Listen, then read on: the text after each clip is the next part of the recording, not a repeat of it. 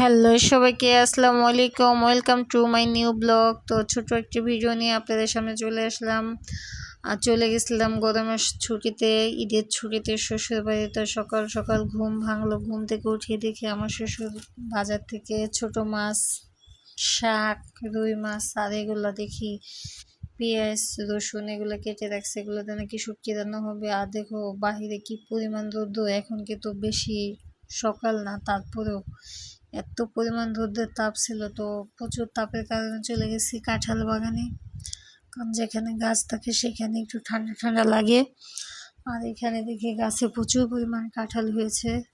তো কাঁঠালগুলো দেখে খুব সুন্দর লাগতেছিল, তাই তোমাদের সাথে একটু শেয়ার করলাম। কে কে কাঁঠাল খেতে পছন্দ করে অবশ্যই কমেন্ট করে বলো। আর হচ্ছে আমার মনে একটা প্রশ্ন, কোন বিজ্ঞানী, কোন গবেষণাবিদ জাতীয় ফলের নাম কাঁঠাল দিয়েছে? জাতীয় ফলের নামটা যদি আম হতো তাহলে মনে বেশি মজা হতো।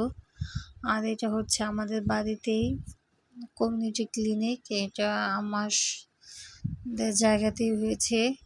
এটা হচ্ছে একটা সরকারি কমিউনিটি ক্লিনিক। এটা এখন ঈদের ছুটির কারণে এটা বন্ধ রয়েছে। আর ওই দিক দিয়ে হচ্ছে মসজিদ, মাদ্রাসা।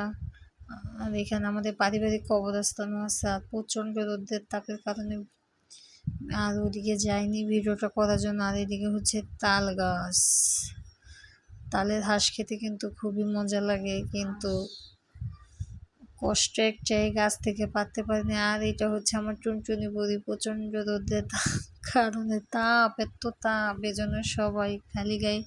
আর এখন সন্ধ্যা সন্ধ্যা হয়ে গেছে, আর আমরা ভাবতেছি গাছ থেকে জাম পেড়ে সবাই মিলে একসাথে মজা করে ভর্তা বানিয়ে খাবো।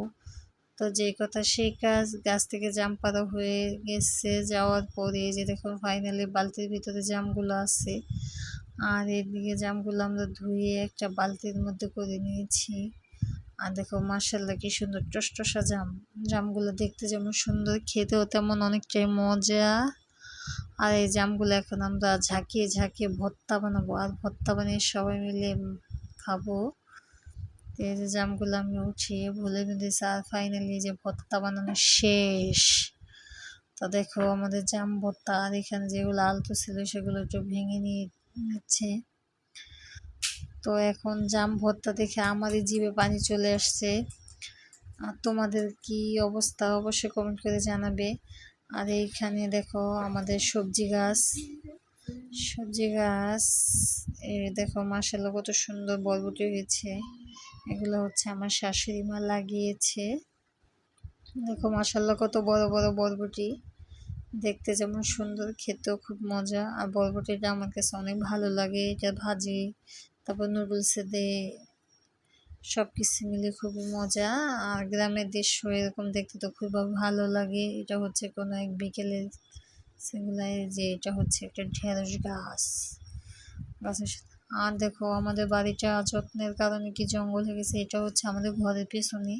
এখানে প্রচুর পরিমাণ খেজুর গাছ, আর গাছে কি পরিমাণ খেজুর হয়েছে দেখো। কিন্তু অতিরিক্ত জঙ্গল হয়ে গেছে, যার কারণে এগুলো পাড়া খুবই কষ্টকর। তারপরেও খুব কষ্ট করে গাছের কাছে গিয়ে কয়েকটা খেজুর নিয়ে আসছি।